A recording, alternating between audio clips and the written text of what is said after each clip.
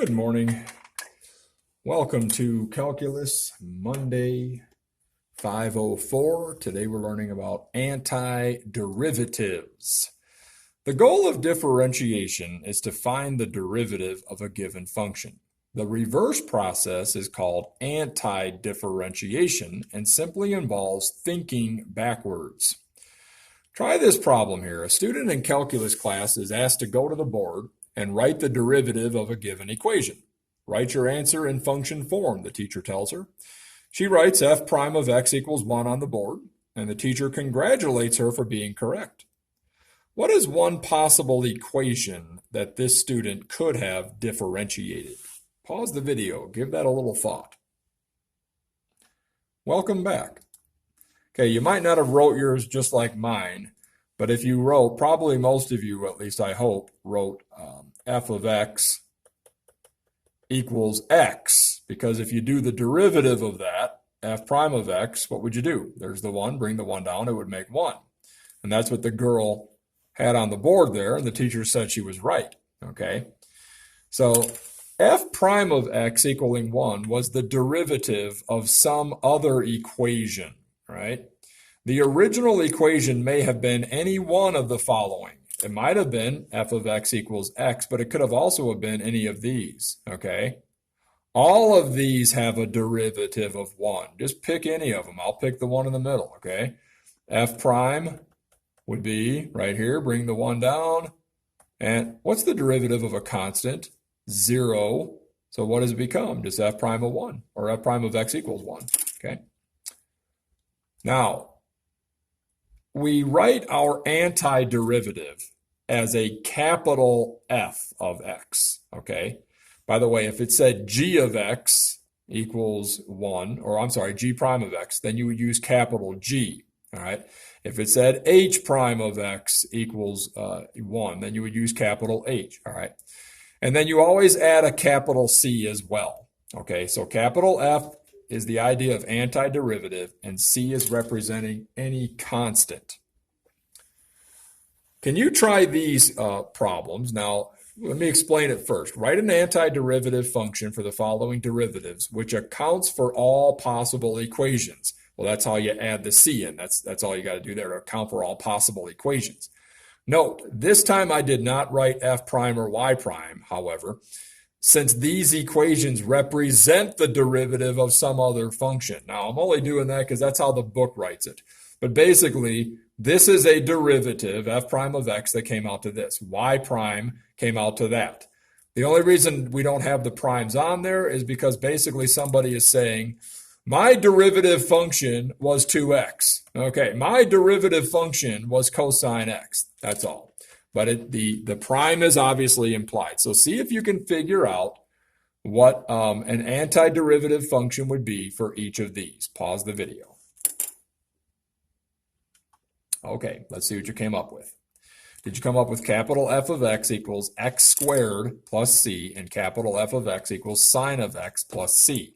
Now, if you didn't, let's just go ahead and consider something here. If the equation was f of x equals x squared plus c, again, the c accounts for all possible equations, and you wanted the derivative of this, okay?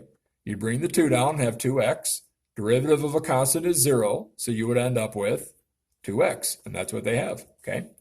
Same with the sine of x plus c, all right? If you had an equation that said f of x equals sine of x plus c, I'll use a lowercase f there, but the point is the antiderivative is with a capital, that's all.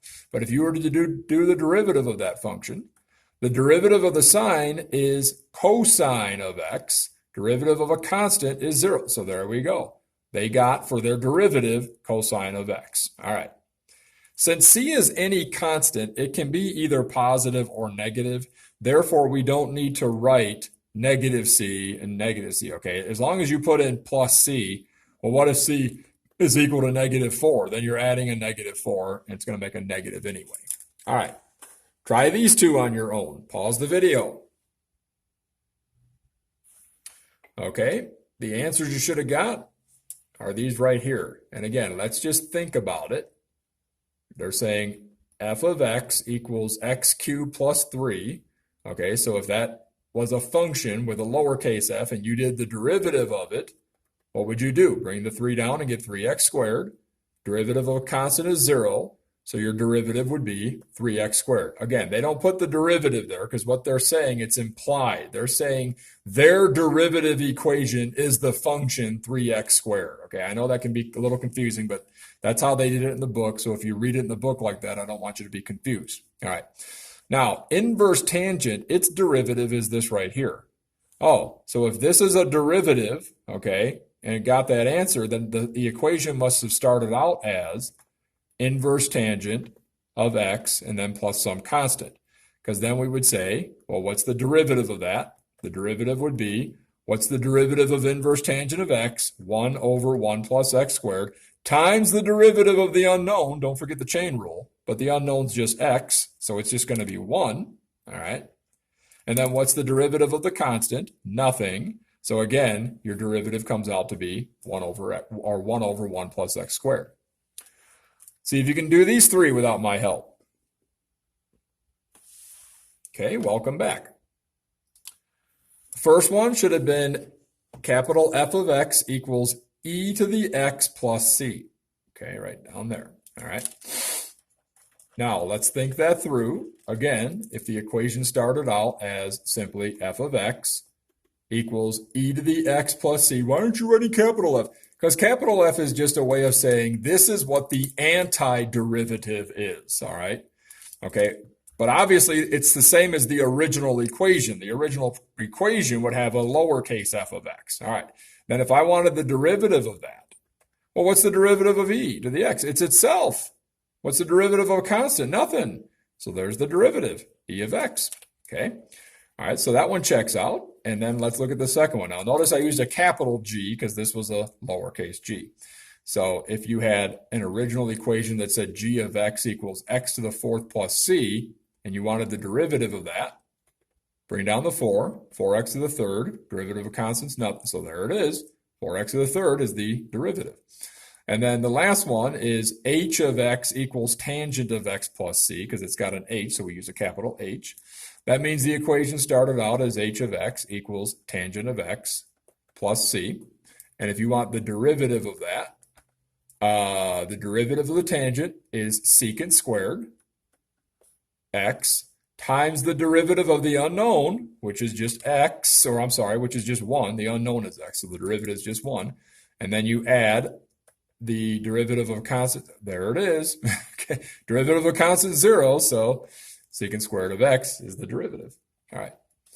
Here's the last one. Now, this is a very challenging problem. So pause the video and take a good 4 minutes or so to figure it out. Welcome back. All right. Your answer should have been that right there. Now, some of you might be saying, how did you get this? In the next lesson, we're going to learn a more formal way to get that. But for right now, I just want to show you something. You might have saw that it was sine of x. So you might have said, well, then it's going to be f of x simply equals the cosine of 4x. Because the derivative of the cosine of x is negative sine x. So if I do the derivative of the cosine of 4x, all right, again, change it to a lowercase because the capital F is just saying that's the antiderivative. If I was to just have that and I did the derivative of cosine of 4x is going to be negative sine of 4x, just like it's negative sine of x there, but times the derivative of 4x, that's the chain rule. So it's negative sine of 4x times another 4. So now it's negative 4, just moving that 4 up to the front, times the sine of 4x. So in other words, the derivative of the cosine of 4x does not give me, okay, the derivative of the cosine of x does not give me what I have over here. It does not give me sine of 4x. It gives me negative 4 of sine x. Well, how could I take care of that? I obviously need another negative in there somewhere. I need to multiply somehow by another negative, and I need a 1/4, right? If I had a 1/4, wouldn't the 4 cancel? Yeah, okay. Why don't we test it like this then? Why don't we put the negative 1/4 in front of the cosine of x? Yeah, cosine of 4x, I should say. Put that negative 1/4 because that's what you needed to get the 4 to cancel out and to get it to be a positive, okay? So let's try this one now. Let's try if the function was negative 1/4 times the cosine of 4x, and then let's add a constant there. Okay, if I do the derivative of that, remember derivatives are not affected, so negative 1/4, take that back. Constants are not affected, sorry. Constants are not affected, so take that 1/4 out, and derivative of a constant is going to be 0. But you have negative 1/4 now multiplied by, what's the derivative of the cosine of 4x? It's the negative sine of 4x times the derivative of 4x and then added to nothing. Okay, so you got negative 1/4 times the negative sine of 4x times 4 over 1. Because what's the derivative of 4x? Just 4. That'll cancel out those 4s, see? They're all timesing, so they can all cancel out. Yes, you can cancel something up front with something in the back. All right, now what do you have left? You have a negative 1 times a negative sine of 4x. What does that give you? Positive sine of 4x, which is what you have. Okay, like I said, we'll learn a more formal lesson of that next time. You guys have a good night, and if you can, start working on those problems right there.